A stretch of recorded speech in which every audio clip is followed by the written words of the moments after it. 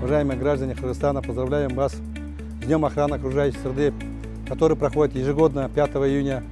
И этот год знаменуется как борьба с загрязнением атмосферного воздуха. И хотелось бы вас уверить, что Госагентство охраны окружающей среды и лесного хозяйства полностью будет выполнять те задачи, поставленные правительством именно по охране атмосферного воздуха в городе Бишкек, в городе Ош, по всему Кыргызстану.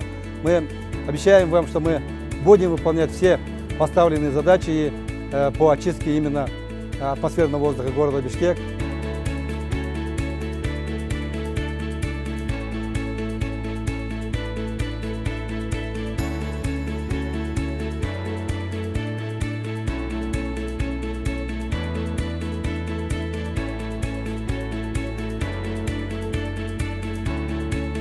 То, что мы сегодня показываем вам, то, что мы сделали, это установка гелиоколлекторов в нескольких котельных города Бишкек.